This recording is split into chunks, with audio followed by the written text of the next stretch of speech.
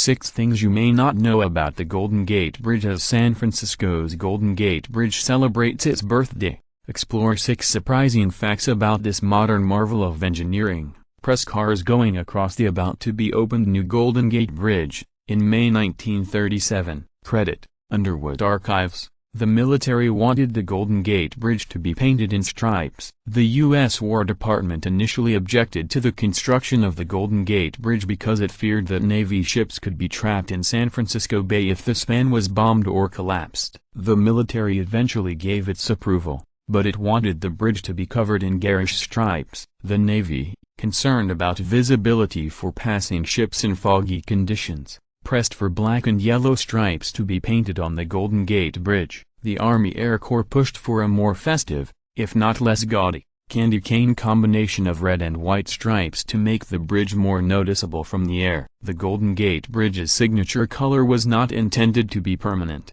The steel that arrived in San Francisco to build the Golden Gate Bridge was coated in a burnt red and orange shade of primer to protect it from corrosive elements. Consulting architect Irving Morrow found that he preferred the vivid hue of the primer to more conventional paint choices such as carbon black and steel gray. The international orange color was not only visible in the fog, but it complemented the natural topography of the surrounding hills and contrasted well with the cool blues of the bay and the sky. Morrow ultimately selected the bold primer color, intended to be temporary, to coat the bridge. The custom formula, manufactured by Sherwin-Williams, is no secret. It can be found on the bridge's website. The Golden Gate Bridge's original design was universally rejected. The bridge's original design, produced by Chief Engineer Joseph Strauss in 1921, was a clunky hybrid of a cantilever and suspension bridge that according to one critic resembled an upside-down rat trap. It was functional,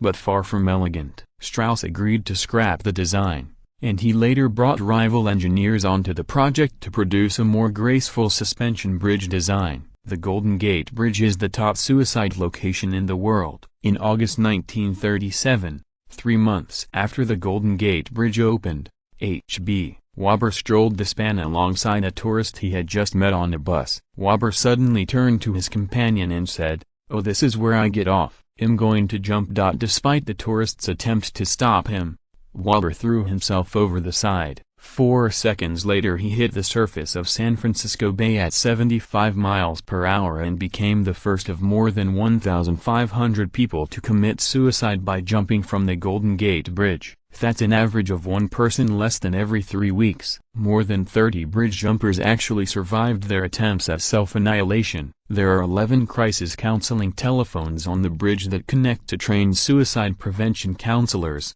and plans to build a net under the span as a suicide deterrent are being considered. The Golden Gate Bridge had an impressive construction safety record. In the 1930s, a rule of thumb on high-steel bridge construction projects was to expect 1 fatality for every $1 million in cost. By those standards, the construction safety record for the $35 million Golden Gate Bridge was impressive. Only 11 construction workers died. By contrast, 28 laborers died building the neighboring San Francisco-Oakland Bay Bridge, which opened 6 months prior. Joseph Strauss made safety a high priority on the treacherous project. The chief engineer made the construction site the first in America to require workers to wear hard hats, and he spent $130,000 on an innovative safety net that was suspended under the bridge deck. The net saved the lives of 19 workers, who called themselves the O Halfway to Hell Club. 10 of the 11 fatalities occurred in a single accident on February 17, 1937, when a 5-ton work platform broke apart from the bridge and fell through the safety net. Local citizens put their own properties up as collateral to finance construction of the Golden Gate Bridge. Little federal or state money was used to build the bridge. Most of the financing came from bonds sold by the Golden Gate Bridge and Highway District. Despite being in the midst of the Great Depression, voters in the district's 6 counties in 1930 approved a $35 million bond issue that required them to put their homes, farms and businesses up as collateral. The resounding approval by a 3-to-1 margin reflected the faith of local citizens in the long-term economic benefit of the project. The construction bonds were retired in 1971.